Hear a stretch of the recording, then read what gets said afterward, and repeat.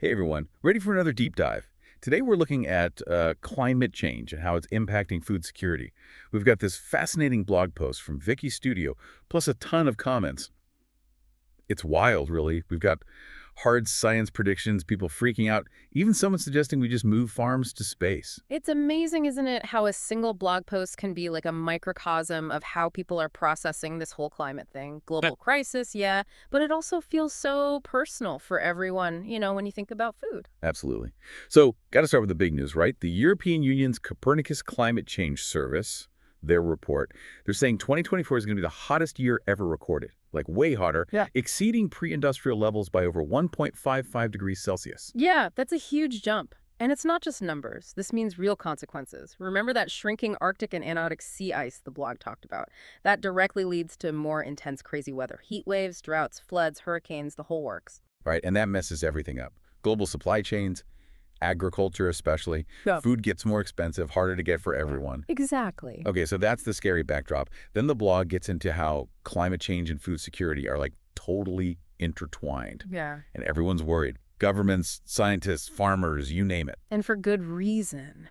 The blog post goes into how this could cause widespread crop failures, yields going way down, farmers losing tons of money. It's people's livelihoods at stake. Yeah, imagine being a farmer. You spend your whole life working the land, then suddenly your crops are just gone because the climate's changing. It's a huge threat, not just to individual farmers, but to global food security. For sure. And it's not just the people who grow our food that are affected, right? Yeah. Rising sea levels from all that melting ice we talked about. Yeah. That also messes with coastal ecosystems, fisheries, aquaculture. Yeah. Like a huge chunk of the global food system's at risk there. Absolutely. Think about it. Rising sea levels, salt water gets into the fresh water we use for irrigation. Suddenly, it's way harder to grow crops in coastal areas.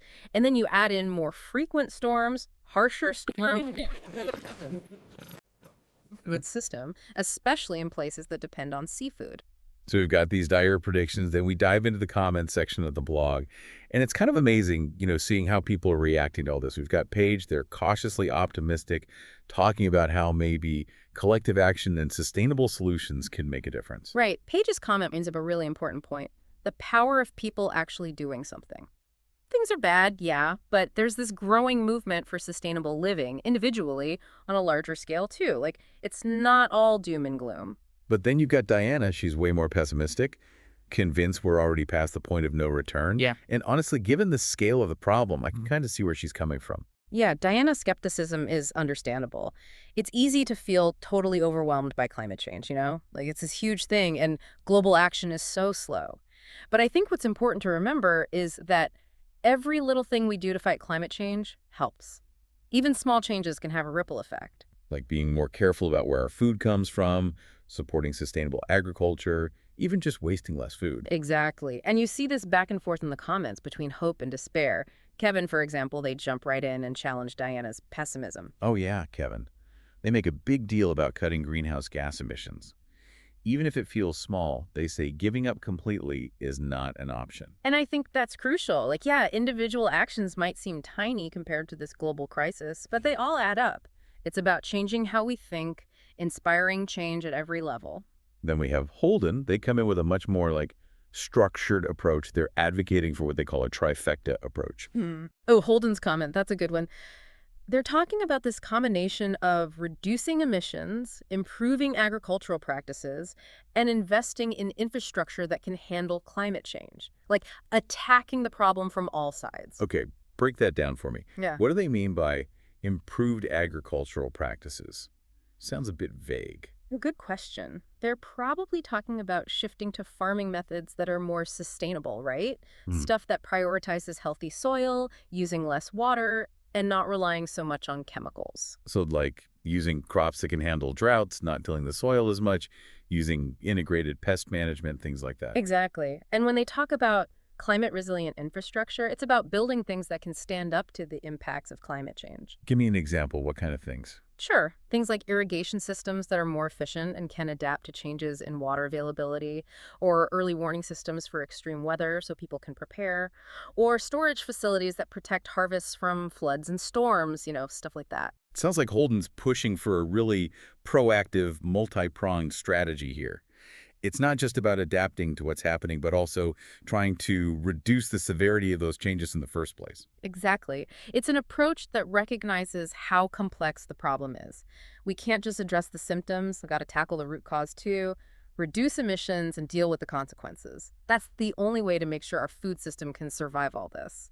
And then, out of left field, comes Elliot, who throws this whole space exploration thing into the mix. Ah, yes. Elliot's comment is where things get really interesting. They're suggesting that all these advances in space exploration, especially projects like SpaceX's Starship, could actually help us solve some of the food security problems we're talking about. It's a bold idea, to say the least. It does sound a bit like science fiction, but hey, maybe there's something to it. Right. It just shows you innovation can come from the most unexpected places, space-based solutions for problems here on Earth. Maybe it's not as crazy as it sounds. So are we talking space farms or something? What does Elliot actually have in mind? Well, they don't get into specifics in their comment, but we can think about the possibilities. For example, we could use space-based technology to keep an eye on crops, monitor their health, predict yields more accurately. We already use satellites for a lot of Earth observation stuff. Yeah, that makes sense.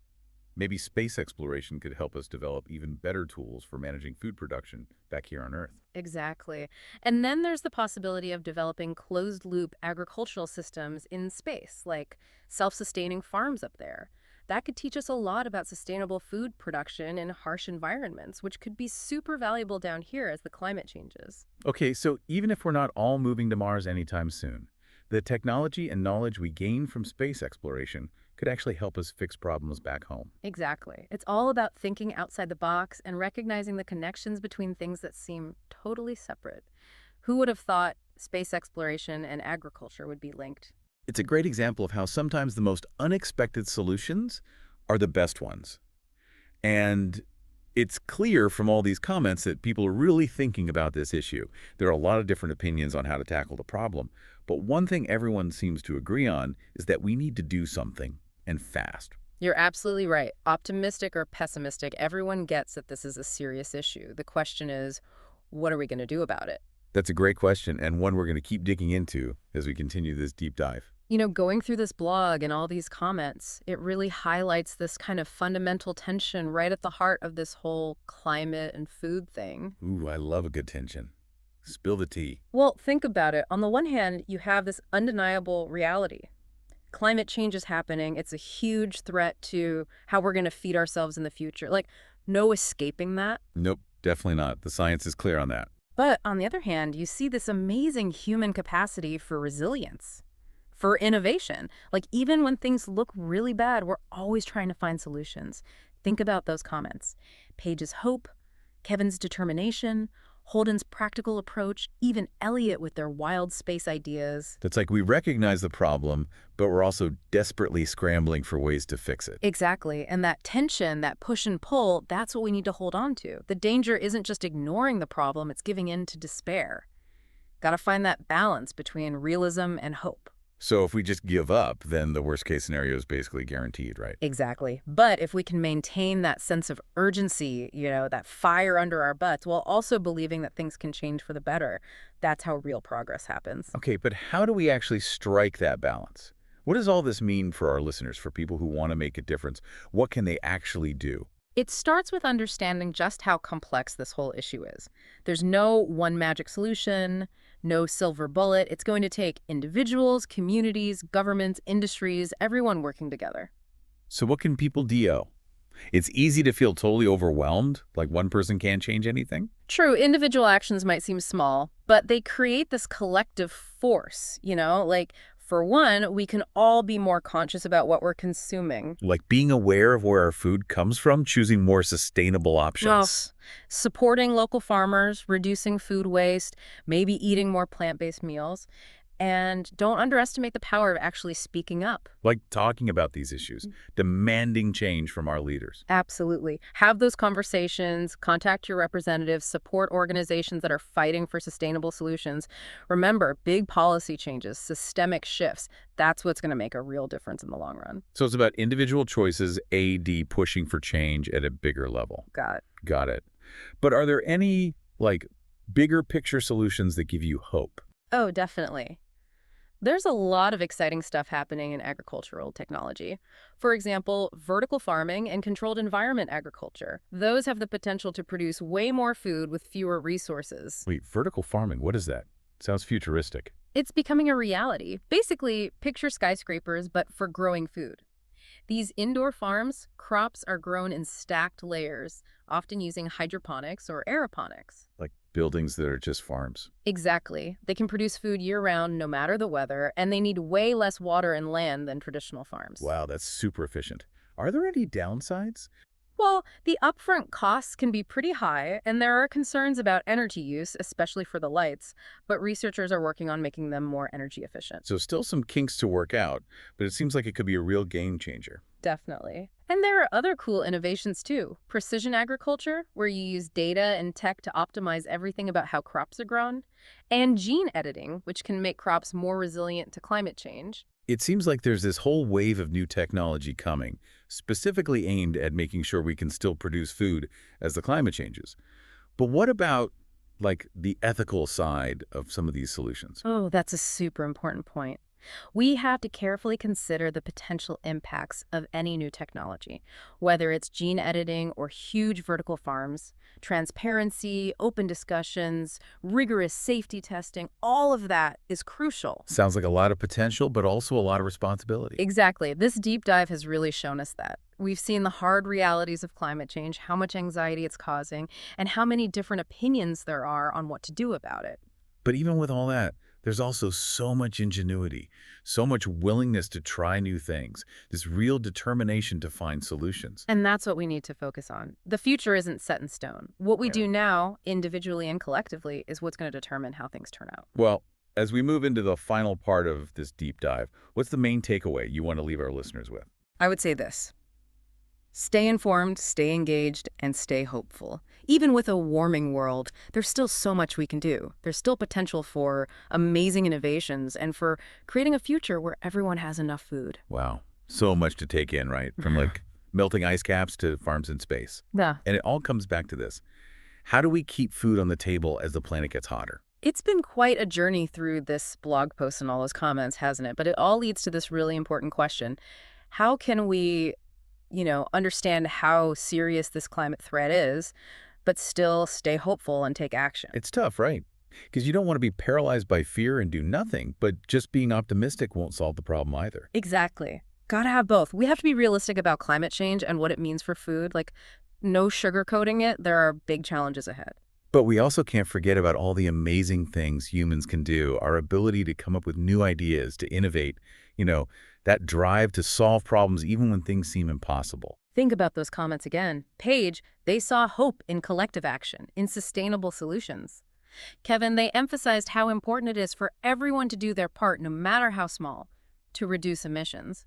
Holden, they had that really practical, multi-pronged approach. And Elliot, even though their ideas about space exploration were pretty out there, they reminded us to stay open to new possibilities, to think outside the box. That's the thing. The future isn't already decided. It depends on the choices we make. Every action we take, every conversation we have, every new invention, it all contributes to shaping the world we're going to live in. So as we wrap up this deep dive, I want to ask our listeners, think about the food you eat.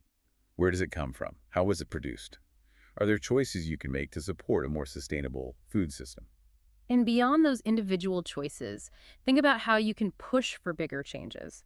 Support policies that help farmers be more sustainable. Invest in infrastructure that can withstand climate change. Stay informed about the latest technologies. This isn't just about food, it's about the future of the planet and our kids and their kids. Remember, even with a warming world, there's always room for hope, there's room for action, and there's room for creating a future where everyone has enough to eat. Couldn't have said it better myself. This has been your deep dive into climate change and food security. Keep learning, keep asking questions, and keep diving deep.